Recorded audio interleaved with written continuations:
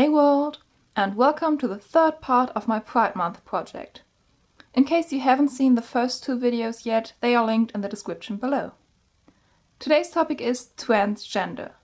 Before I begin, I have to admit that out of my 4 topics, this one is probably the one I know the least about, and even though I did my fair share of research, I just want to apologize in advance if I say anything wrong. And if you know more about transgender, which is quite probable, please feel free to leave me a comment. I love to learn. Alright, let's get started.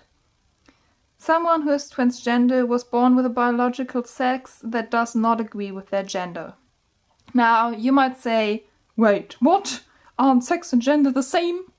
Sorry for that impression of you. I'm sure you're lovely.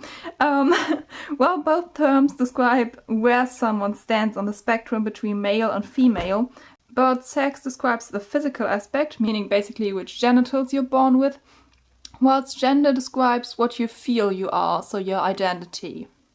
It's important at this point to distinguish transgender from intersexual, which means that someone was actually born with both male and female body parts, as well as from other genders like non-binary and gender fluid, which aren't set on either side of the spectrum, but individually in between.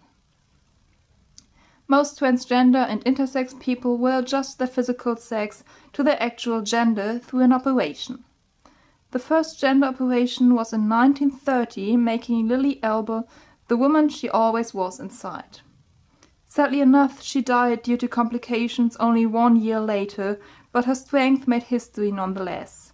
So much so that her story was now adapted into the movie The Danish Girl, which I urge you all to watch, not only because of the story, but also because it's made really, really beautifully.